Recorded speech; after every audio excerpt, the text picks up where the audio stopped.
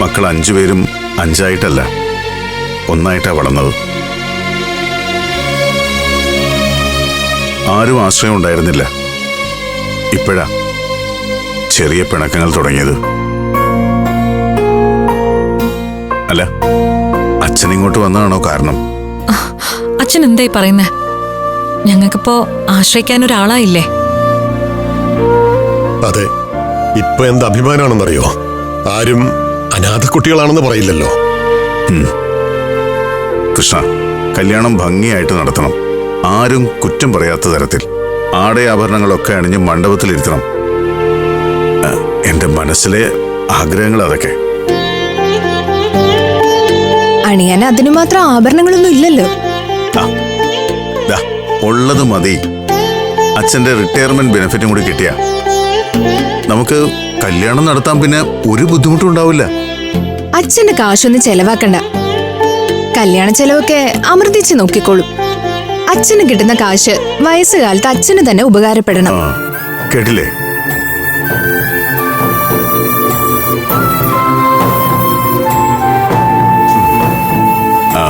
എനിക്ക് മരിക്കും വരെ ജീവിക്കാൻ സ്വരുക്കൂട്ടി വെക്കൊന്നും വേണ്ട. എന്റെ മോളില്ലേ, എന്നെ നോക്കാൻ ദേ ഇവള് മതി. അപ്പൊ ഞങ്ങളോ?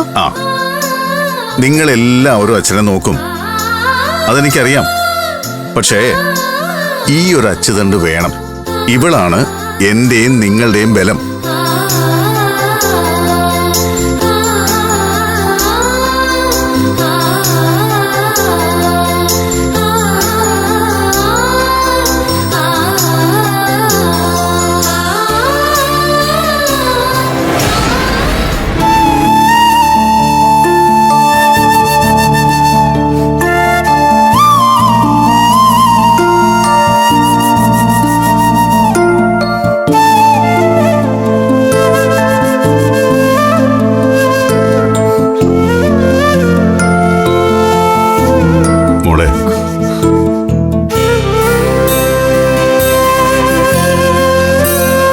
അച്ഛനൊരു കാര്യം ചോദിച്ചാ മോള് സത്യം പറയൂ.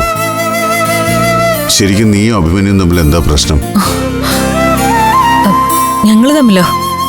ഞങ്ങള് തമ്മില് അങ്ങനെ ഒരു പ്രശ്നമില്ല അച്ഛാ. എന്റെ മോളാള് മിടിക്കുക. ഒറ്റയ്ക്കൊരു കുടുംബം നടത്താനും അനിയത്തിമാരെ പഠിപ്പിച്ച് ഒരു കരയ്ക്കെത്തിക്കാനും അവരുടെ കല്യാണം നടത്താനും സാമർഥ്യമുള്ളൊരു പെൺകുട്ടി.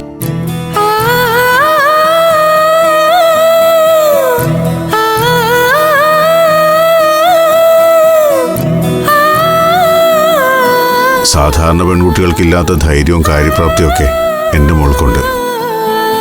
പക്ഷേ എൻ്റെ മോൾക്ക് കള്ളം പറയാൻ അറിയില്ല.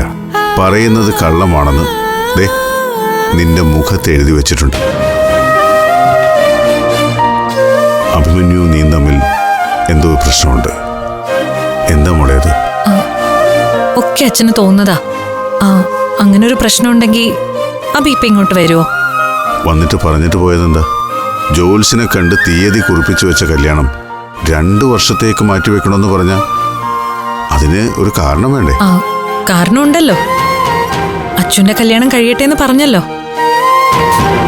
1 മാസത്തിന് മുമ്പ് ഇവിടെ വെച്ച് നിങ്ങൾ വിവാഹ നിശ്ചയം നടത്താനിരുന്ന ഒരു പോലീസ് കേസിന്റെ പേരിൽ മാത്രം മാറിപ്പോയതല്ലേ ആ നിശ്ചയം?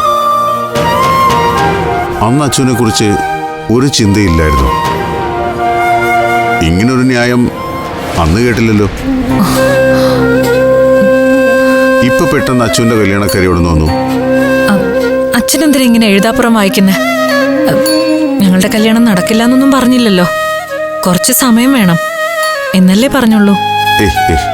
മോളെ, നിന്റെ കല്യാണത്തിന്റെ കാര്യം തീരുമാനമെടുക്കേണ്ടതും നീ തന്നെയാ. നിനക്കിഷ്ടമുള്ള തീരുമാനം എടുക്കുകയും ചെയ്യാം. പക്ഷെ എന്ത് കാരണത്തിന്റെ പേരിലാണ് ഈ മാറ്റം ഉണ്ടായതെന്ന് അച്ഛനോടെങ്കിലും പറയണം. അച്ഛൻ വിചാരിക്കുന്ന പോലൊന്നും ഇല്ല. പണ്ട് മുതലേ ഈ കുടുംബത്തിന്റെ ഭാരം ഒറ്റയ്ക്ക് ചുമക്കുന്നവളാ നീ. ഇപ്പൊ വീണ്ടും എന്തൊക്കെയോ ദുരന്തങ്ങൾ എന്റെ മോളുടെ പിന്നാലെ വരുന്നെന്ന് ഈ അച്ഛനൊരു തോന്നൽ. അല്ല, എനിക്ക് എന്റെ മോളെ സഹായിക്കാൻ പറ്റില്ല. പക്ഷേ കാര്യം അറിഞ്ഞ എൻ്റെ മോളെ ഒന്ന് ചേർത്ത് പിടിച്ച് ആശ്വസിപ്പിക്കാൻ എനിക്ക് പറ്റും. കുട്ടികളൊക്കെ അവരുടെ ജീവിതമായിട്ടങ്ങ് പറന്നങ്ങ് പോവും. എനിക്ക് പിന്നെ അച്ഛനല്ലേ ഉണ്ടാവൂ. എന്നെ ചേർത്ത് പിടിച്ച് ആശ്വസിപ്പിക്കാനും ധൈര്യം തരാനും ഒക്കെ അച്ഛൻ മാത്രം മതി. ഇപ്പൊ അച്ഛനൊന്നും ഓർത്ത് വിഷമിക്കണ്ട. അവരുടെ കല്യാണം നടക്കും. ബാക്കിയൊക്കെ പിന്നെ. ഒന്നുമില്ല അച്ഛാ, ഞാനല്ലേ പറയുന്നേ.